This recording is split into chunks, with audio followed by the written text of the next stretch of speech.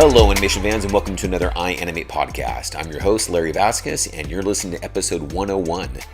In this episode, we have India Barnardo joining us. India has been one of our past students, as well as guests in the podcast, but it was neat to be able to catch up with her to see where she's been up to.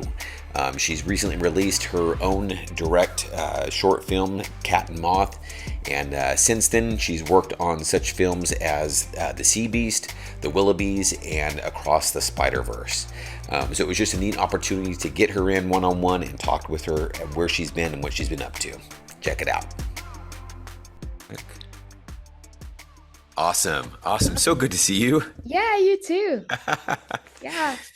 Thanks for joining on the podcast. It's been a bit.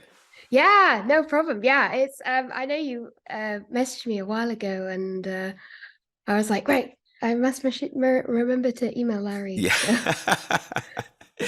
Well, you've been through one of these before with Martin and Ted. I think that was a while ago, back in Yeah. I'd probably have to look at your LinkedIn when you were over at L'Atelier. Yeah, maybe 2015, 2015. Okay. All right.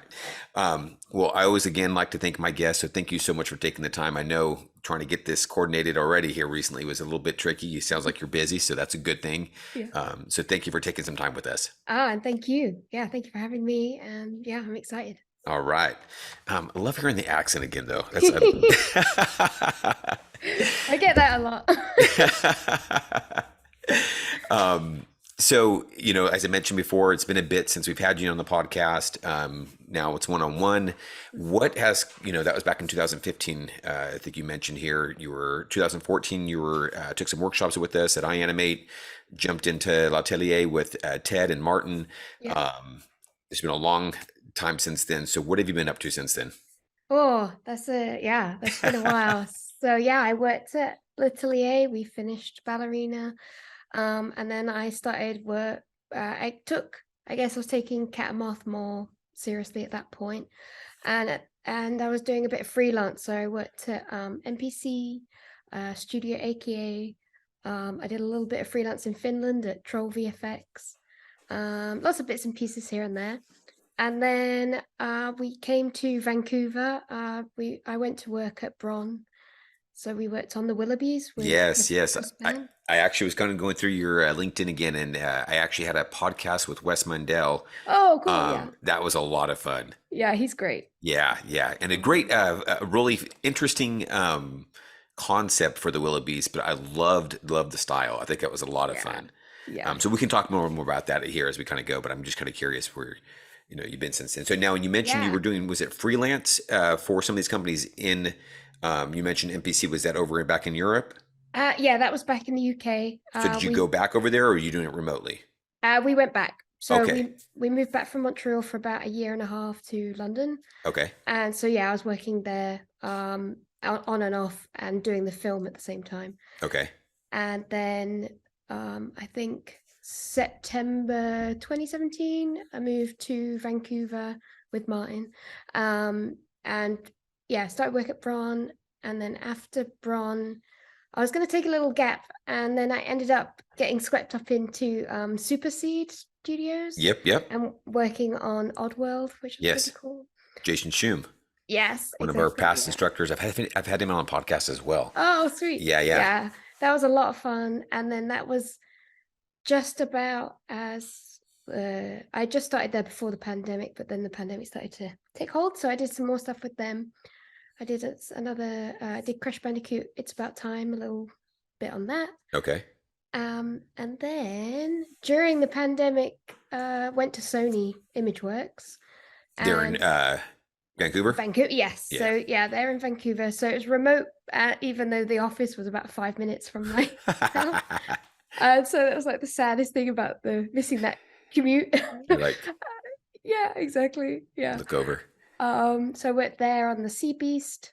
They just announced In Your Dreams, which I was on. Okay, I'm not familiar with that one. Yeah, they've only announced a little bit online, I think. And a bit on Spider-Verse as well. Yeah. Now, okay, so I just saw Across the Spider-Verse this weekend, or no, yesterday. What are we at? Today's Tuesday? Yeah, Yeah, you went and saw it yesterday. Took our kids to go see it. It was first day of summer. amazing. I Amazing, unreal, incredible. I mean, it's like how many adjectives can you get to put it in? It's Yeah, really remarkable. yeah. Um, and maybe we can talk a little about that as well. I'd love Mhm. to. It's hard to put into words. I know, right? It was Yeah, really something that they kind of took the first one, and it was like, okay, hang on, hold my beer. You know, why we yeah. go? It was just really another level up, but still kept in with the same feel and vein of it. You know. Hmm. So how long did you work on that one?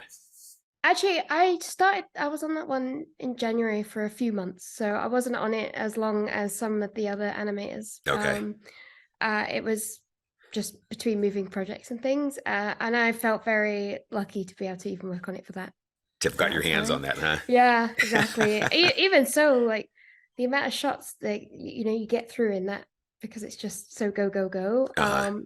You get a good feel for it very quickly. Gotcha. So yeah, that was a good fun. And then now I'm at Disney. So I just moved over to Disney. When was that now? April?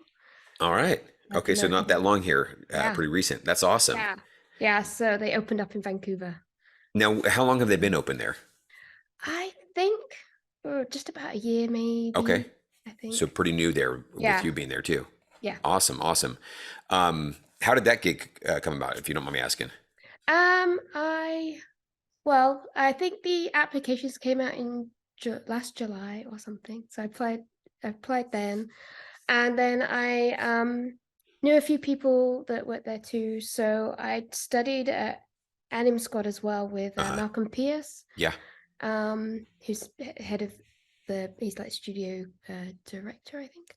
And then there's a few other people I work with. Actually, had people work on Cat Moth that then had ended up there and were like, "You've got to come." It's like the sort of startup feeling. Very Um, cool. yeah, so I put my work together. We had CBC to come out Yeah. at that point, so I was getting all that stuff together.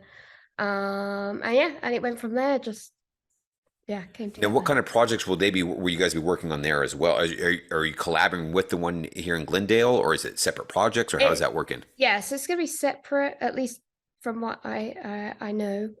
We're currently on they've announced the Moana TV series Oh, okay. thing. There's not much about it out. There's just I think it's just that literally right now, and it's Gotcha. a Disney Plus. Very cool. All Yeah, right. So you get your hands on some very cool characters then right yeah, away. it's very nice. Yeah. Now, being that kind of startup feel though, how was it hitting the ground running there?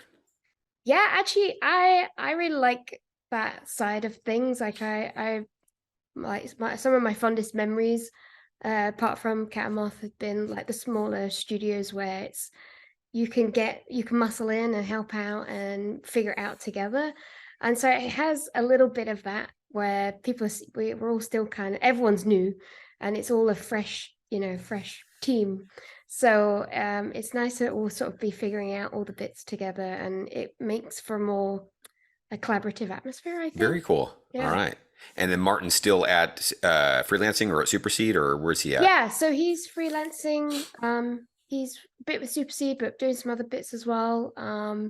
Yeah, he's doing a lot on the work from home, and he loves Gotcha. it. Yeah. The only reason why I asked too is because I think it's so cool. Because so this has got to be 2010 when I did went through iAnimate. That's when I started. I think he was maybe the class right after. So I had I think maybe shortly after that. Well, my brother took it even before that, you know, and then he worked with Martin at Superseed on Yeah. the basketball one. So Yeah. I just love how the industry works and working together and stuff like that. So it's just really cool. So yeah. Yeah. There's so I like from Martin's point of view, so many of his class, like your that kind of time, that year, I Hmm. guess, those classes. So many people now I see all around different studios. So It's so cool. funny. Yeah. Well, let's talk a little bit about Cat and Moth here. Mhm. So I had a chance to watch it. Really, really cool, neat look. Thank you. Where did, and because I know you mentioned also that after L'Atelier, you were started kind of working on this here. So it's been some time. How Mhm. did this come about? Originally, I was at university, and so it was like 2000. 8, 9, towards the end of university, and I was in that place where I felt like we were all like talking about, oh, we should make a film. I want to make a film, all that sort of thing. And then I'd said it so many times, I was like, I should probably just make a thing.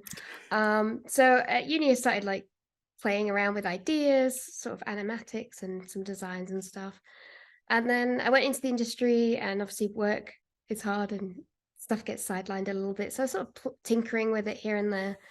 And I ended up working with Animator India Barnardo, who he is like, well, he's one of my best friends now. But at work, we were sort of thinking, oh, we could play with this idea I had for these characters on the side. And we were doing some little like experiments. He did some fur rendering stuff, and I was doing some design things. And I don't know, I worked with him from, I don't know, 2012 or something to 2015. And eventually we were just like, okay, we should take this more seriously now. It's clearly stuck around.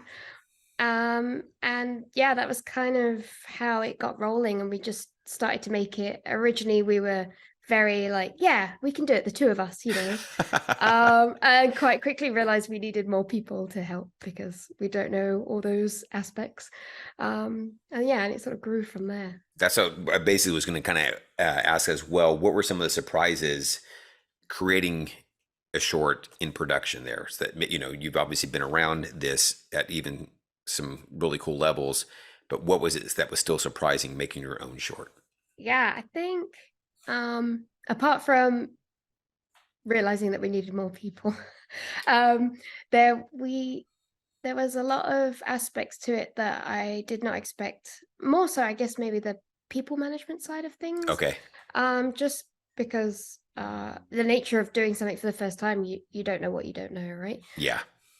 So I was trying to take on all the burden, and I was trying to make sure that anybody that offered up their time or whatever it was to the project felt like at any point, life happens, they can happily just disappear. It's fine. There's no hard feelings. It's all good. And likewise, if they want to put in more hours, that's helpful too, all that sort of thing. But I decided that at the beginning, I was like, right, I'll be the lead of everything so that no one has to have boring meetings and boring things, admin and all that stuff. But obviously that makes a massive bottleneck. And I went to do a talk with a bunch of other filmmakers at CTN, and we were chatting beforehand in the green room, and they were talking all about that they'd got leads and producers and all this stuff, and they delegated their work to them. And I was like, what? People want to do these things? Okay. And they just looked at me like, how do you not have that? Like, how are you even moving? So literally me and my producer after that talk went to the bar in the Marriott where CTN is. Which I And miss CTN. I miss it. Yeah. And we were like, okay, who could we ask on the team that might be interested? There's obviously no pressure, but we'll offer it up. And we thought of someone for each department we had at the time. And actually all of those people were resounding, yes, please. Like, we'd love to be involved more. And that really took me by surprise. And then also the fact that it actually worked way better, like being able to give those people responsibility right. and control over their discipline. Why do you think they were so responsive to wanting to join? Yeah, that's a good question. I mean, in terms of the feedback I've got from them, I think since I guess they really enjoyed being a part of it. At least that's what they told me. And they liked having, it was a place to sort of experiment, I guess, a bit with like a style of not just the film, but a style of, I guess, if they want to do a bit more of leadership stuff or whatever it might be. Right. Or collaboration. But that's just, I've only known that a little bit through conversations of talking to people. Gotcha. Yeah, that's kind of the reason why I asked that, is because it kind of gives people an opportunity to try a skill set that maybe they feel confident or comfortable enough in, but haven't had a whole lot of opportunity. Yeah, exactly. Yeah. I don't know what the reasons are behind it, but I noticed we used a platform, Artella, that used to exist. Uh-huh.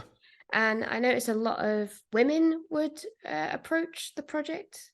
I didn't really think about it at the beginning, but and it wasn't anything, like we were posting about trying to find diversity. It just seemed to happen, and I don't know if that was more because, like you said, like there's a chance to try something out, and maybe it's not something they've been able to do, I don't know, professionally maybe yet. Yeah.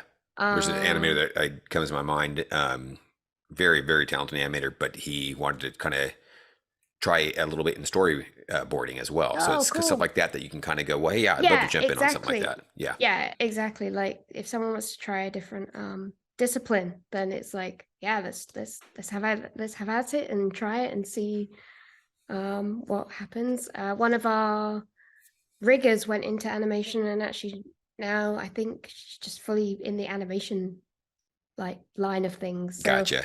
yeah, it can really give people that Yeah. chance, I guess. But yeah, I was trying to keep it pretty open to whatever people felt like they wanted to do, because it's their Gotcha. spare time, right? It's not, Yeah. I can't say anything. So I always had this thing where, like, if no one wanted to join, then we would just make it ourselves, obviously. It would just take longer, that's all, Yeah, right? exactly. Yeah, I was like, we'll finish it one day. Now, where did the can you tell us a little about the story first? Yeah, of course. Yeah, so it was influenced by a kitten I had when I was 11, I think, and I used to hold her up, and she would eat moths from around the lamp in my bedroom. Okay. And so that kind of image stuck with me for ages, and I was like, okay, I want to do something with this cat and this moth character thing. So that was kind of the stimulus for it, and then it all the sort of other themes within that were kind of just an interest in different artists. So MC Escher was pretty heavily an influence. The wallpaper in the room itself is tessellated cats, Oh, and okay. it's a from an illustration my dad made in his 20s. Oh, very cool. And so that was kind of like a bit of a like jumping block, I guess. And then that bled into looking at Maurice Noble, who did a lot of the background paintings and things like that for, I think, Looney Tunes, and then trying to like merge all these kind of ideas of like illusion and tessellating shapes with kind of Looney Tunes trope, I guess. Gotcha. Yeah, and they kind of came together. Oh, and a bit of Dr. Zeus as well. Okay. Very Dr. nice. Zeus. Very nice. Well, it was a very cute style. Now, was it on choose at all, or did I miss? So we didn't pick like a standard frame rate, frame exposure, I guess you say. What we decided to do is only move the characters when we really wanted to. Okay. So some shots they might be on like 9s or 8s or 12s or something. Gotcha. Some shots could be, I don't know how many ones we did, but I think there's areas of ones. And then 2s, 4s. Yeah, it's kind of, I guess, between 2s and 8s is probably the most common. Gotcha. But yeah, we also rendered the characters only for the frames that they're moving to. Oh, really? Okay. And then just hold it in composition or in a compositor? Yeah, exactly. Gotcha. So to try and save a bit of render time for sure. I've had in my hand, I've been kind of a generalist before more animation here. So yeah, I've done some look development, a lot of lighting and rendering. But yeah, anytime you can shave off some time for rendering, that's a bonus. Yeah. It made it a little tricky because we had to keep track of like what shot was moving on what frames. Yeah. But I think in the end it did save time, so it kind of worked out. Now, some really cool 2D stuff in there as well. And I noticed that you had your hand in that. Is that correct? Yes, I did a few bits and pieces around. Okay. But I'd say the majority was from the other animators. Artists? Yeah. Okay. But I can't even remember what bits I did now. It's great when you're in it. You're just like, go. Okay, I'll do this bit. You do that bit. Yeah. There was a French animator that did the the first black and white 2D Was that edit. when it kind of goes against the background and Yeah, alternates? Yeah, that really cool look. Yeah. yeah, yeah. He did a great job with that. Theo, and then we had I know Bruno did the big 2D sequence towards the end, right at the Okay. end. So he did the whole thing. Now, did each The artist use their own 2D package that they with preference, or did you guys use a specific one? Yeah, more or less. Like for me, I had TV Paint, Okay. um, and I think a couple of the other artists did, but it was as long as we could plug it into the edit, it was free reign for what people wanted to use.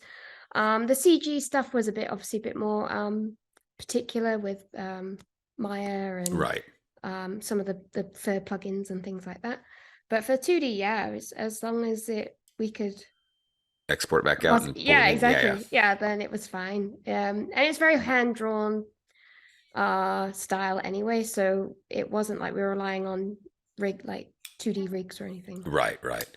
Yeah. What'd you guys use for fur? There we used a plugin called Yeti from Peregrine Labs. Yeah, okay, familiar with that. They gave us a few licenses, which was really nice. Very and nice. supported us throughout the whole project, luckily.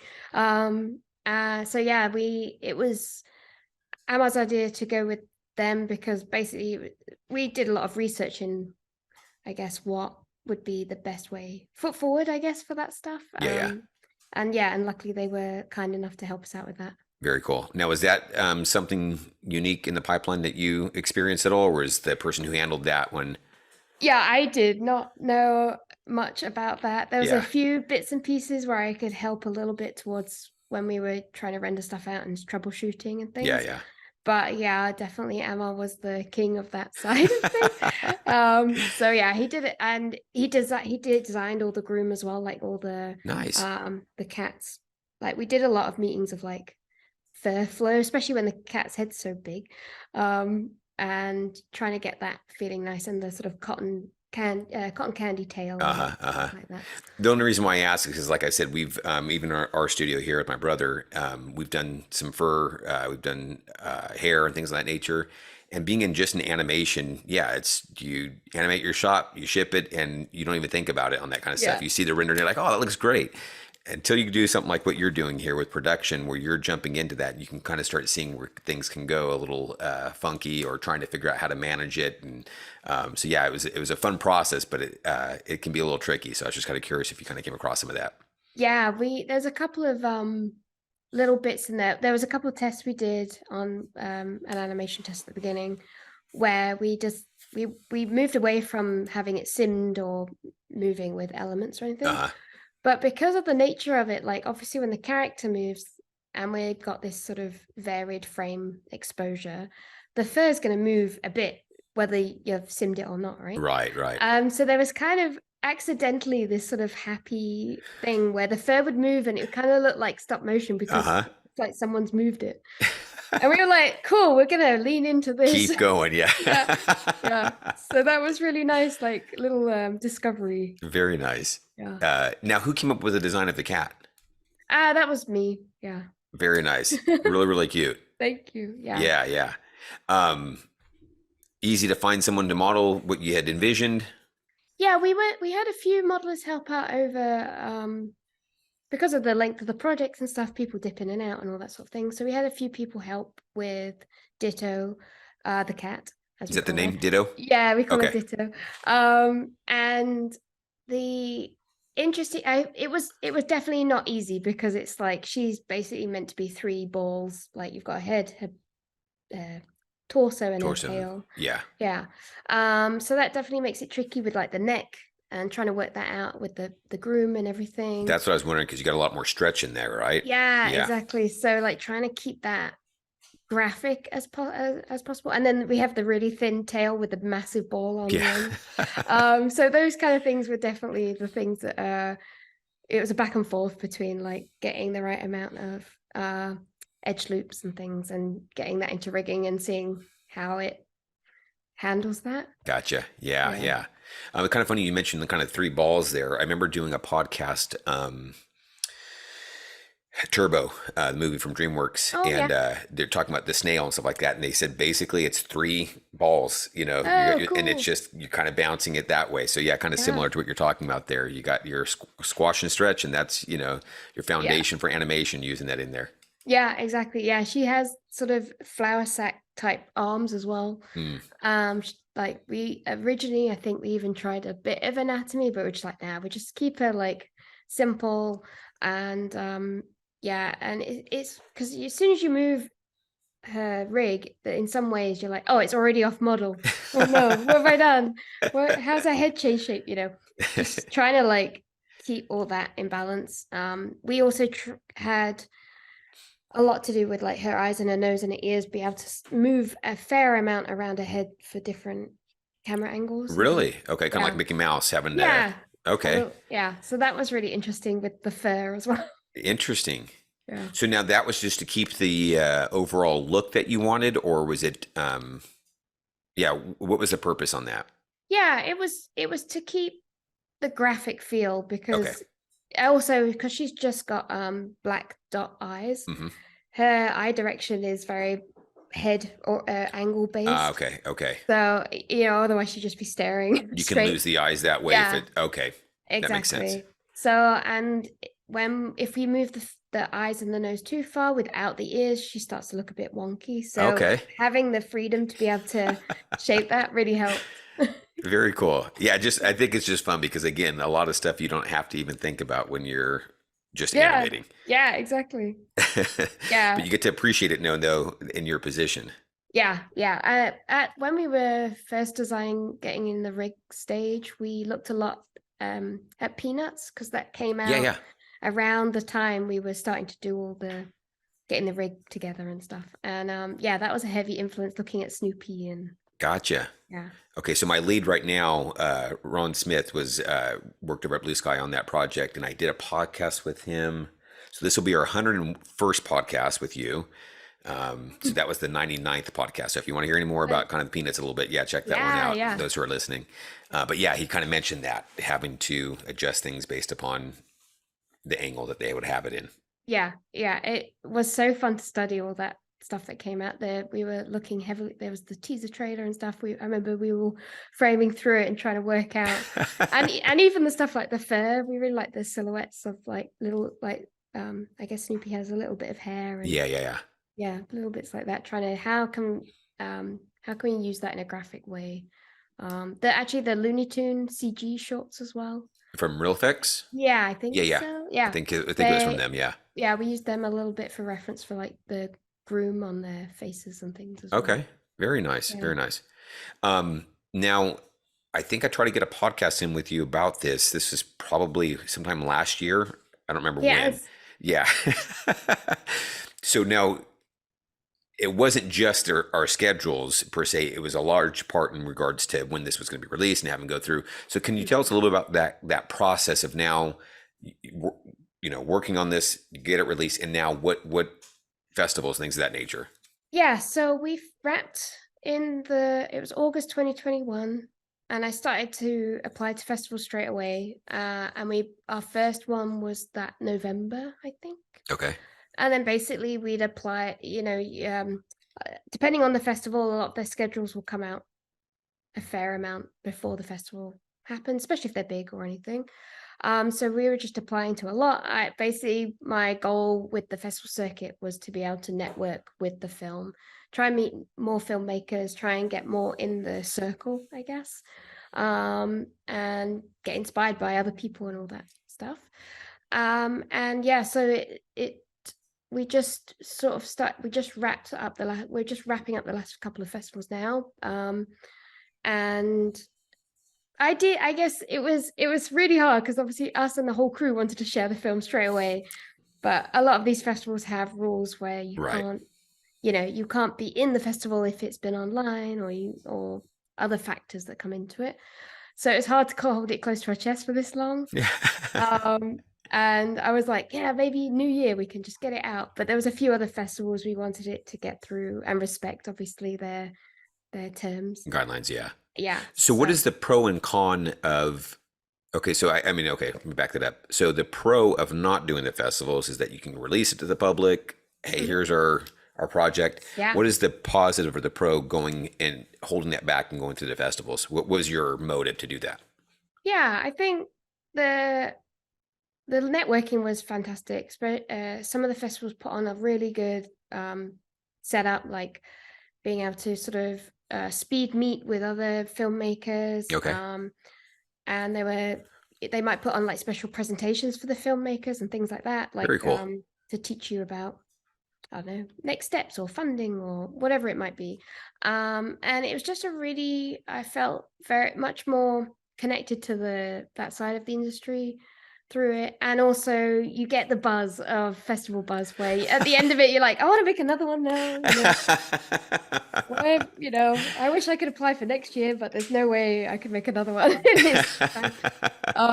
So it was really good. There's a lot of really well organized I guess organizations. That doesn't make sense, but yeah, these festivals have a lot of stuff behind them. Promoting local people too, if you're applying to a local festival. We went to Annecy in person Oh, nice. with the film. They selected it for their Wow. children's I've category. never been So there, but I've seen pictures yeah, and it looks absolutely gorgeous. I hadn't been, and I feel like that's maybe a crime considering I lived close to it before.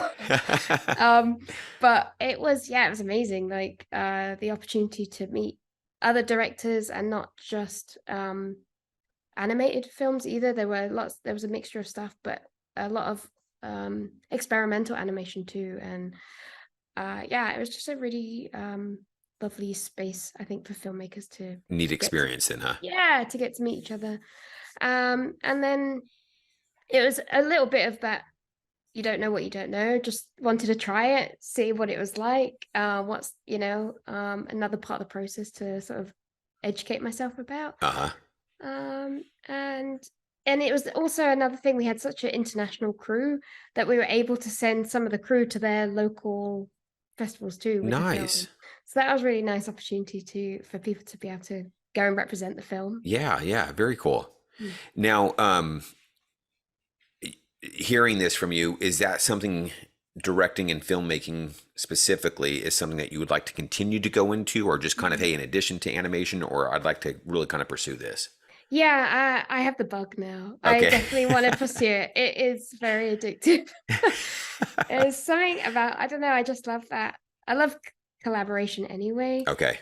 And I think that being able to be a part of something and build it up with people, and we ended up with quite a community on Cat Moth. I think we met every other Sunday, and we had Slack and everything, obviously, and all that stuff. And it was just, I don't know, it was just a really nice thing to have built up, I Collaborative guess. process, huh? Yeah, exactly. And yeah, I want more of that, I think. Very cool. All Yeah. right.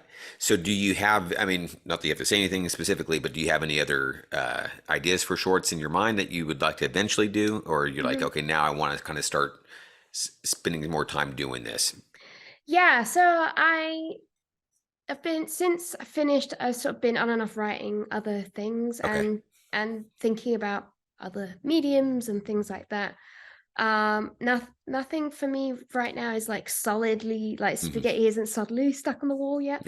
Um, but yeah, there's a couple that sort of trying to become the front runners, I think, in my mind. But I feel like the festival circuit is pretty heavy going. I found, well, the amount of festivals we went to in the end, it can be quite heavy. So I think now the film is out, I'll have a bit more space to start seeing what feels like the next thing, I guess. Gotcha. Yeah. Now, maybe besides, as you mentioned, kind of delegating out some roles, what would have been something else now that, okay, hey, look, I have an idea for a short, I'm going to run with it. What would you have done differently as well? Yeah, that's a good one. I think from the beginning, I would definitely not, like, I feel like the first half of making it, I was very like stressed and worried about everything. Okay. And the second half, I was like, yeah, we'll do it. It's okay. So I think I would try and start with a bit more of that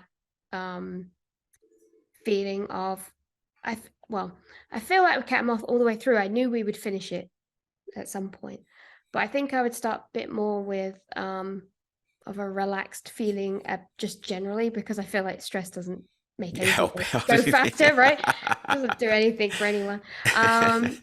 And I think I would probably, I really tried with Cat Moth to get the pre-production as solid as we could. I think I'd probably double that down again and try and get the story and everything even tighter before even beginning to think of the production side of things. Okay.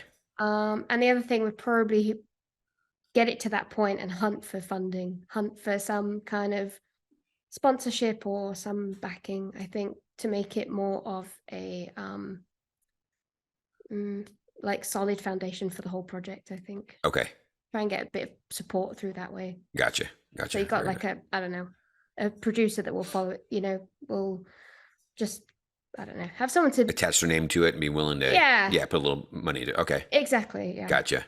Now I noticed the Foundry was on there. They with Nuke, was it, or what? Yeah, they were fantastic. They also they sponsored us and gave us a bunch of licenses for all of our compositing and lighters. Nice. So that was really amazing.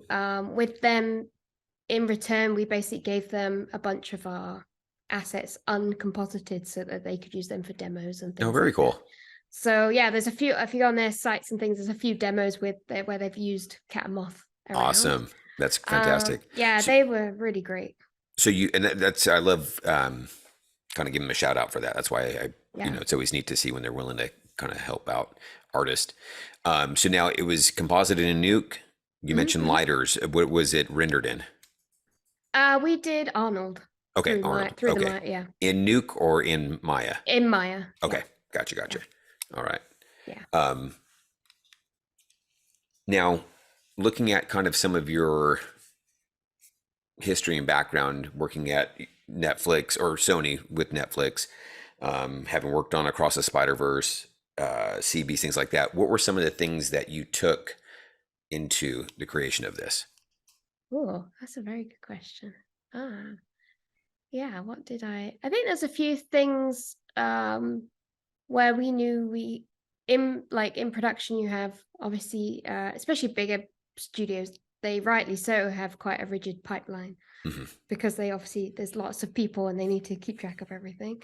I think on a smaller indie scale it can be a bit more, I don't know, seat of your pants type thing, where you can be like, well, we can bypass this step in this shot because we need to sort of hack it together a bit because of whatever reason. And you can get a bit more loose in some of those areas so you can get things through rather than them becoming hurdles and stopping the shot go through because it didn't meet a certain, I don't know, like a sort of admin criteria, I guess. So that kind of helps in some ways. It can also make, things can get messy that way too. But it did. And also on that side of things, like everyone can talk to everyone. We used Slack to make sure that each department was free to be like, hey, I've got this asset ready. Hey, I've got this, whatever it might be. And I think that made things easier. They didn't have to go through a line of command or anything. Right. But again, smaller team, easier to manage that sort of thing. I guess they're the kind of things. There'd be some stuff where people were developing things on the fly on the project to help composite it better, and then they'd be like, hey, I actually took this script I made and took it to work and used it nice. to help my workflow. And I was like, cool. So there was kind of like they had things that they'd learned from their experience that they could bring and also use it as a place to like develop those things. What about even having worked with artists and leads that you took in and wanted to reproduce, for lack of a better term? Hey, I really liked my lead and how he or she managed and did this, so now you're doing in this kind of position here. It was always great to watch how people, because my hope is that at least in this context was like, I want all these people to know way more than I do, because I don't know enough about any of these subjects to make the film elevate above whatever I know. Gotcha. So like trusting the lighting lead and the FX lead, you know, all the leads to input their thing. And then watching them, how each of them differently dealt with different lines of communication, different feedback. So one of our lighting lead made this amazing, huge document about everything to do with how to, like, if you're going to join the project, how to get your scene set up, how to install all the licenses and everything. And it was just like step by step, Nice. easy, like just follow. And I was like, that's great. It's so simple, but everything's there. If someone needed it later, they could go refer back to it. And Absolutely. You're yeah, not having to retrain over and over and over again. exactly. Yeah. So that really helped. And I think we ended up doing that for our other departments Very nice. that we had. So yeah, I love it when someone can bring that and you're like, oh yeah, that'd be so useful, like you said, like at work or whatever, or in my life, you know. Which may be a little tougher in a bigger studio, as you mentioned, that already Yeah. has their pipeline, and you're like trying to, you know, Exactly. turn the Titanic. Even Sony, when I joined Sea Beast, it was pretty early on animation wise. So we had a lot of like references all over the place. So I tried to make or I didn't try. I made a spreadsheet that just let you basically could like, this is where this reference is, this is where this reference is, and little things like that were influenced from this lead that had made this amazing document. And you know, there's always little things you can help people with. You know, so yeah, it's fun working those bits out. Yeah, so it's little stuff like that you're able to implement in your project. Yeah. Very nice. Now, what was some of the stuff that, as you worked on the Sea Beast, as I mentioned, I had or maybe I didn't mention on that when I actually did an interview with Zach Parrish. Oh, cool. Yeah, so that was a really cool podcast, really neat. Was there anything in that show that you really enjoyed in working on? Oh gosh, I loved working on that show. I had such a great experience. What was I don't know. Maisie is the main girl, and I really liked getting shots with her. It was really great. Josh Beveridge as well, who was the Anim Soup, I think is his title. I just really like working with him. He has a very good way of giving notes and being encouraging, but not being too, you know, not sugarcoating anything. But Gotcha. just being direct, but not too harsh, I guess, in a way. And that's kind of why I asked those questions too, because that's something that resonates with you. So I would imagine then that you would also then translate that into your project, right? Yeah. I would spend a lot of time listening to how he worded things. And I was like, that skill is such a hard one to crack. Mm-hmm. And I was like, I want to try and analyze how he does that. So yeah, that was really good. And working with Chris Williams, he's such a lovely guy, very open, but knows what he wants. And of course Zach, and working with Zach was, yeah, you get a whole other barrel of knowledge through Zach as well. And yeah, it was just a really good combination of things. Was there anything as an artist that you felt like you really developed or learned in that show that kind of leveled you up, so to speak? Gosh, a bit of everything, maybe. Just dealing with people like that have a wealth of background. I think being treated and talked to in that manner was such a eye-opener. I think felt like go to my shop, and it wasn't about it being a personal, oh, I've done bad or I didn't do it the right way or anything. It didn't become personal notes. I guess it became like, yeah, okay, this is what I got to do to get it how they want it for the movie. Mm-hmm. I think that's another thing with making a film, is you start to see it from the directors and the makers' points of view. Nice. And you start thinking about your show reel or your, you know, that your one shot that is right. You know, you start thinking about the movie as a whole. And it for me, it made it a happier experience, because you're not taking it home with you and being like, oh, I did a bad job today, I didn't animate it as well as I could have or something. Because it's all about serving the movie. And I think in turn that can, you'll also end up with stuff that will be great for your show reel anyway. So it kind of works twofold, I think. Do you think that's a hard lesson to learn for animators or artists in Yeah, general? it took me it's still days where I'm like, I'm sorry I didn't make everyone laugh or whatever. But it definitely it made a big difference in my day-to-day of like just mental health, I guess. Yeah. Yeah. Realizing that, I think for me, there's a project where I realized going into the dailies, not trying to get past notes. Like, oh Yes. yeah, I got it. Like you're getting notes. No, okay, what's the feedback you got from me now?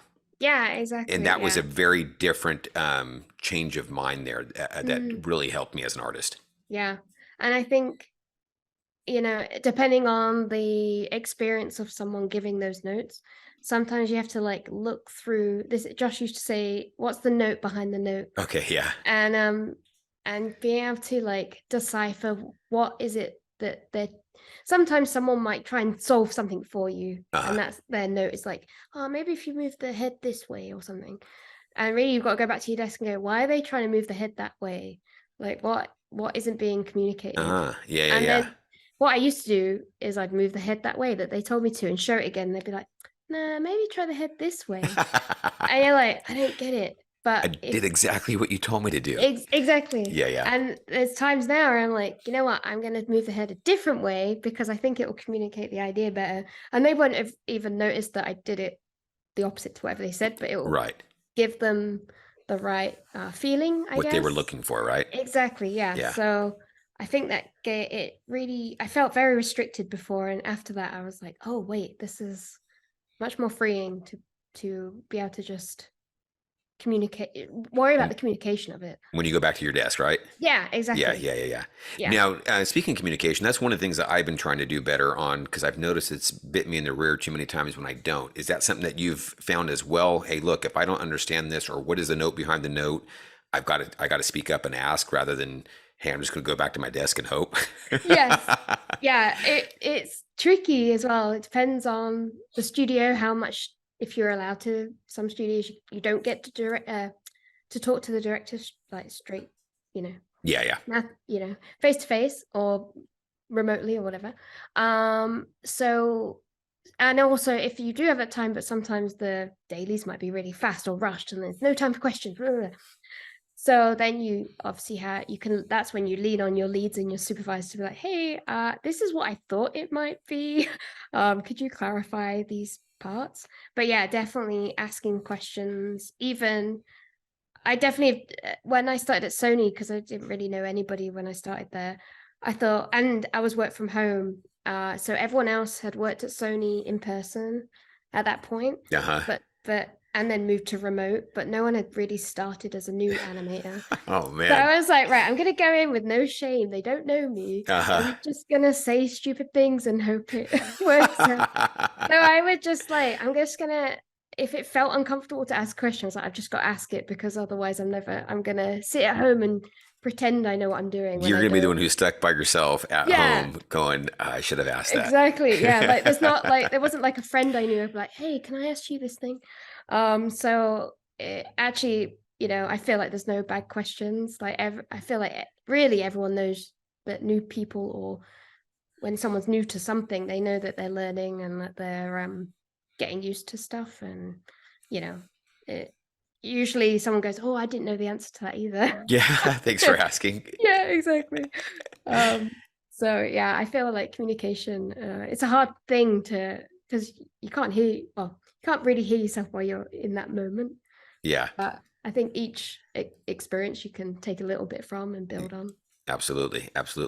Now, what has been some of the experience that you've now dealt with maybe at Walt Disney at a new place like that? Has that been similar in regards to experience things new, or hey, I've been at Sony, I've been at L'Atelier or MPC or something like that, I've kind of got my feet pretty grounded? Can you explain that a little bit? I love a new thing. I think it's always exciting to sort of change things up, and I like to embrace whatever throwing at us, I guess. I think, like I said earlier, the newness of it, the collaboration side of it is really fun because it's everyone has a strength in something, whether that's they're like good at helping technical things or they're good at helping like get everyone socializing and meeting, like bonding and all that stuff.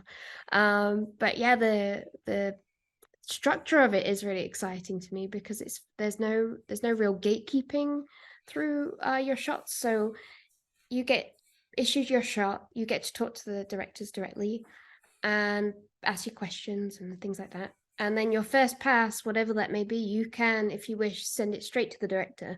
Wow. And you'll have that straight in dailies. There'll be no one to say, you can't show this. What are you doing? And then basically the director gets first impression of or everyone in the room gets first impression of this idea. You don't have to do it that way. You can take it to your lead, or they're called supervisors there. You can also take it to rounds beforehand if you wish. But it's much more free flowing. Like they're trying to harbor the artist's idea gets through, at least to start with. Interesting. And then they'll build on that, rather than it getting changed, before multiple it even times gets before. Yeah. So it's refreshing, I think, and I think it encourages people to try stuff. We've also, the current directors we're working with are very much direction and story based. So if the direction and the story of the shot work, they're good. They're happy with it. They don't need to like tell you which nose to track and which elbow is popping and stuff like that. Right. It's all about, if the idea is good, then yeah, you go and finish the shot, sort of thing. So. And I'm willing to bet, having worked in some of that kind of scenario, having that firsthand face to face with the director, you get a pretty good idea what he or she is looking for, right? Yeah, exactly. I mean, I'm still very new to what getting to know them and everything, but yeah, it definitely helps with getting there quicker, I think. Yeah. Because if you're somewhere where you never even see them, I've definitely worked at places where you don't even meet them. Like you're just getting secondhand, maybe notes on your emails or something, but like, okay, I guess this is the note. I don't feel what they're going for. Yeah. And when you get to know someone, and like, even if they're just not even necessarily giving notes, but they're chatting at the beginning of dailies or something a little bit, you get to know their personality a little bit and their sensibilities. Right. Now, what's the quota on something like this? If you don't mind me asking. No, I think we're somewhere between 3 and 4 seconds a week. I think. Really? Okay. Something like that. That's all. I mean, that's typical feature there. So yeah, they're trying to. It's basically, I think they're trying to match the original movie quality. So okay. Keep that all. That's why I was asking, because I was curious if it's going, directly to an episodic in that regards, if it's what your constraints are on that. But yeah, that's awesome. Yeah. Now, I'm assuming you've worked from a range of quota. Yes. Okay, so pros and cons. Obviously, you can kind of get through some shots faster. You can kind of be done with them here. Do you like working on this here, where you can kind of dive into it and really sink your teeth in?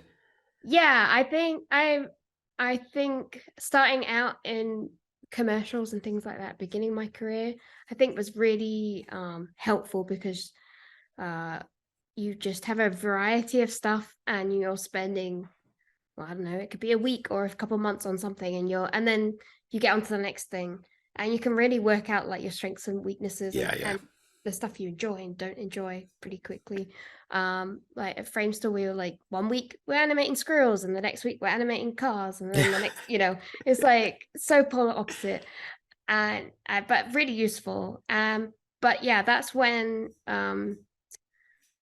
that's why I joined iAnimate.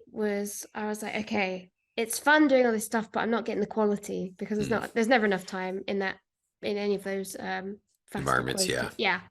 So that's why I was like, okay, if I do iAnimate, it'll give me the time to like try a higher quality animation and try and work towards feature film. Gotcha. And now, I love it. I love having the time to like finesse like the muscles on the face and all that stuff, like all the like I love animating fingers and hands. Oh, very cool. And being able to have the time to like do those details is really nice. There's some days where I'm like, I don't even know how I used to be able to do any higher quotas, but I think when you get like swapping back when I was doing a bit of stuff with Super Siege, you kind of, once you've been on the project for a little bit, your brain readjusts. Even like different frame rates, I found my brain would be like, for the first week or two, like, oh, 30 frames per second. What's happening? And things like that. That's So 6 extra frames, huh? yeah, I know. I don't know what, but it would like really throw on my timing. Um, That's funny. yeah. So I guess if I did ever go back to something with a higher quota, I'm sure it'd be fine. But I do love being able to get in there. Oh, that's my cat, sorry. Yeah. um, get in all the Ditto. details. Yeah, Yeah. yeah. Are there any particular shots that you gravitate towards? Action or subtle or humor? Is there anything that you kind of? Yeah. I do like humor. Humor's good.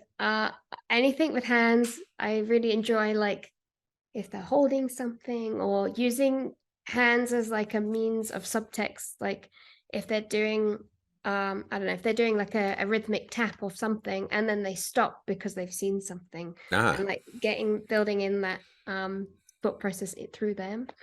Um I've done some. I was doing a shot last week where it was much more, it was a bit of both of that, but also some really intense mechanics where it's like every frame you're making it, like every drawing you're really designing. And I loved that. It was like, I felt like I was just doing lots of drawings and it was very really, cool. very lovely. Um, yeah, I'd say they're my kind of go-tos for favorite. Oh, and a bit of lip sync. So I love lip sync. That's what I was going to yeah, say. I lip love lip sync, sync. There's right? just something about the way the mouth Yes, moves in circles and in and out yes. and stuff and anticipates the next. Yeah. So satisfying. Yeah, yeah. Now, just out of curiosity, what is your workflow? Does it vary depending on what you're doing? Yeah, I think it can change a little bit depending on the shot. Like if it's a close up, shoulder up shot, I might veer towards more spline.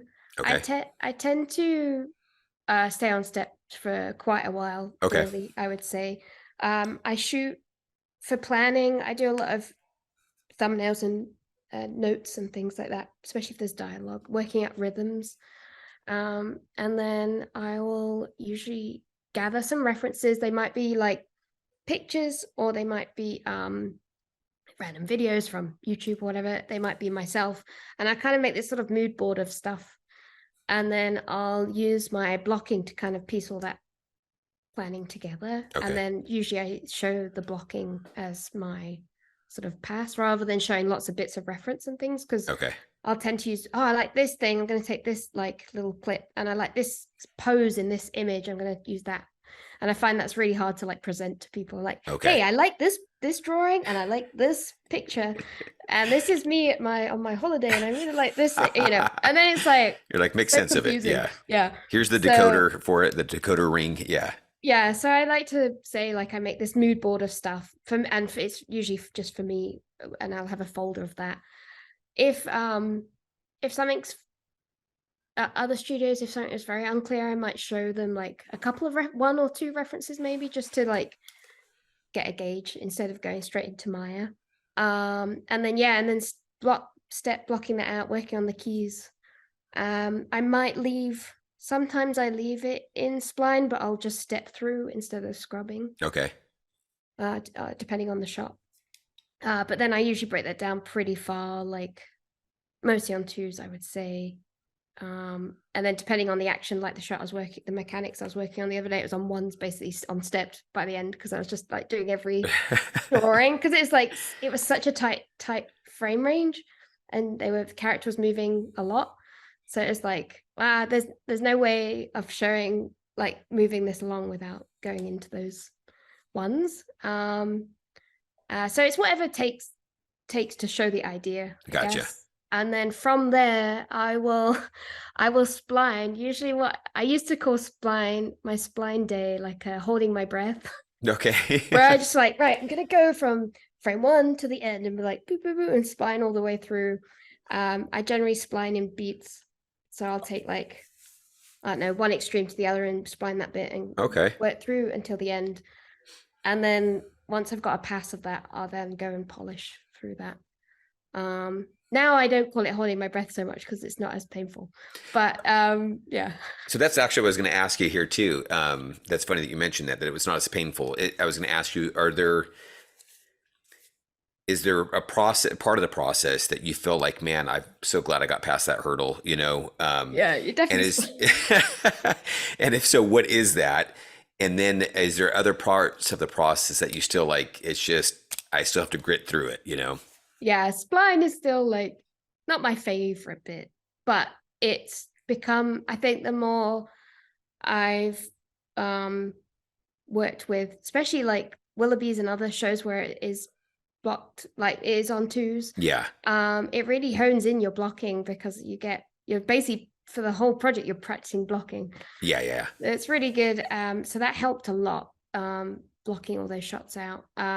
And I think that makes, for me, if I get it down on twos, it means spline's pretty straightforward. Because, pretty close, yeah. Yeah, because you're already pretty close. So it's less of a problem now. I'd say that's my least favorite bit. Okay. Polish particular or transitioning to? Oh, from step to spline. Okay, thank you. Yeah, that's what I was to make sure. Sorry, yeah. It's kind of that one of it, just to me it feels like, okay, this is the day I'll do it, and I, either the days either side I'll enjoy. Yeah. Yes. So yeah, I try and keep that bit of the process as short as possible. And then, so maybe what was part of the process that you maybe it was a struggle for a while, and then you kind of got through that? Was it developing your eye? Was it seeing things quicker and go like, okay, I'm or maybe getting things bought off on the first pass quicker in your blocking? Was there anything, that part of the process that you developed? I guess to give people hope that like, oh yeah, so I struggled through this and now I feel much better here. Yeah, for that transition stuff, like I feel like it's very common. At least everyone I was studying with all also dislike that bit, and some people now just start in spline so that they don't have to even think about that transition bit. For me, it was definitely like, I think Willoughby's made a big difference because there was at some point during production where someone was using the old like 2D timing spacing charts. Okay. You draw, you have them, because he did 2D as well, so he kind of understood that side of things.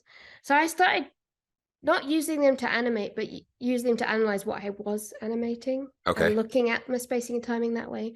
And what I came to realize, like, especially when you're presenting blocking on twos, but it's never going to be splined, I feel like actually it's a bit different to when you're blocking and it's going to be splined, because when something's on twos, you're making it look presentable for your eye at that varied frame. Right.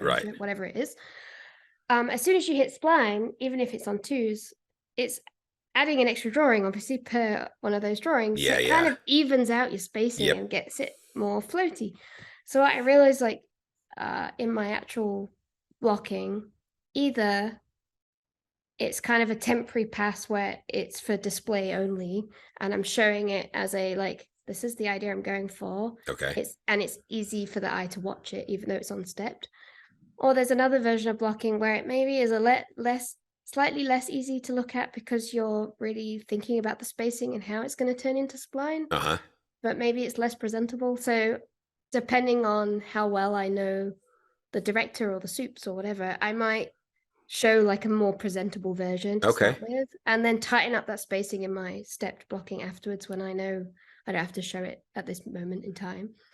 And then when you go to spline, the spacing is tighter, and makes more sense, and the transition is less soupy, I guess. Yeah. Because that always blew my mind. I was like, it's on twos, how is it still soupy? And it's like, oh, my spacing's still even, it doesn't make any, it's not making a whole lot of difference. So yeah, that's when I started to tighten up that spacing, that side, and that made a big difference. Very cool. The project I'm on right now, it's on twos. And I absolutely love it because I love the look and stuff, but I'm curious to see what happens when I have to adjust and go back to, Yeah. I was always like, after Willoughby's, I was like, oh no, what's going to happen? But it does, after a couple of weeks, you get back into the flow of it a bit, and for me anyway, I found it I was like, oh, it makes it much easier. Gotcha. It improved it a lot. And then if you go back onto a show where there is depth, you know more of what's like going on behind, you know, in the curtain there. Yeah. Yeah, exactly. Okay.